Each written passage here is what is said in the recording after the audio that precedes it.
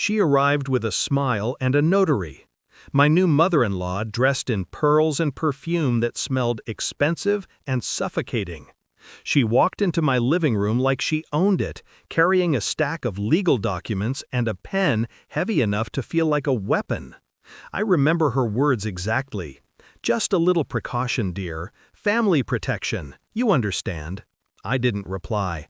I just looked at my wife, her hand clutching her mother's arm, her eyes avoiding mine. We'd been married 7 days. 7! And already they were here to carve me open. That was the moment I knew I'd made the right decision. Because what she didn't know, what none of them knew, was that I had inherited 3 estates from my grandmother the month before the wedding. Old money, quiet money, the kind that doesn't announce itself with luxury cars or designer suits. I kept it secret because something about my wife's family had always felt transactional, too curious, too rehearsed, too focused on what I did rather than who I was. When I told them I worked in property management, her mother's eyes lit up like she'd just spotted a golden vein in a mountain. I never mentioned whose properties they were. So when she showed up with that notary asking me to sign a marital property agreement, I smiled politely. I took the papers, skimmed them, and found exactly what I expected, a clause stating that any future inheritance or assets would become shared marital property. Future inheritance? She said it so casually, like she already knew, like she'd been waiting.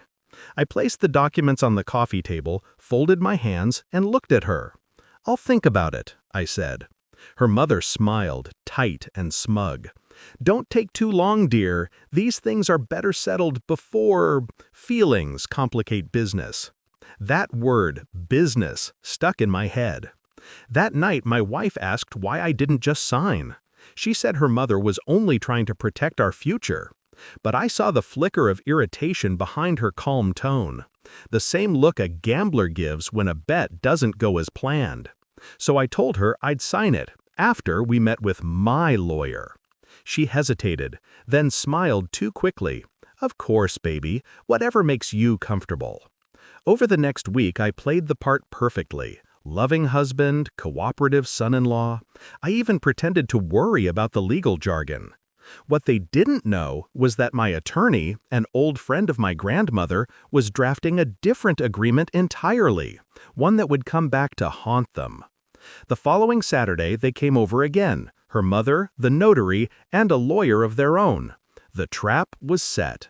I placed my document on the table and said, "Actually, my attorney recommended this version. It's fairer." They skimmed it, smiled, and signed. Too eager, too confident.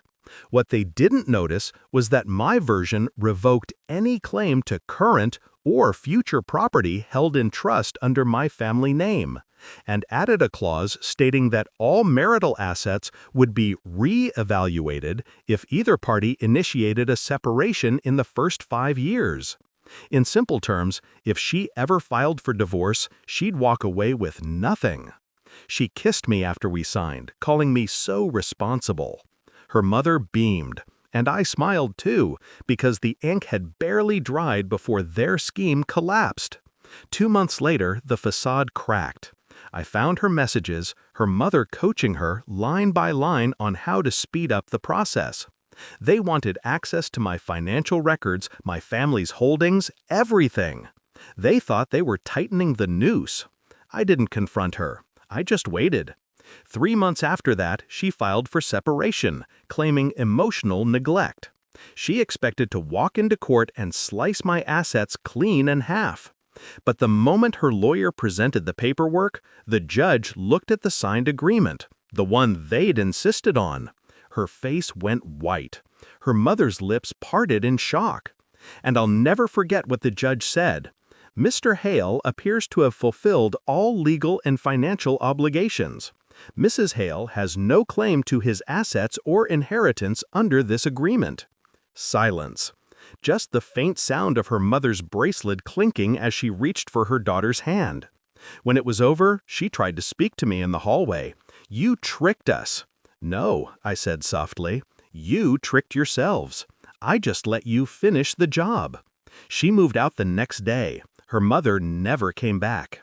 Now, when I walk through the halls of my grandmother's estate, I sometimes think of that first visit. The pearls, the perfume, the notary at the door. How eager they were to own what wasn't theirs. But the truth is, I should thank them, because if they hadn't shown me who they really were, I might have shared everything, and that would have been the real loss. Instead, I kept my silence, signed their trap, and turned it inside out. They came for my inheritance. They left with a lesson.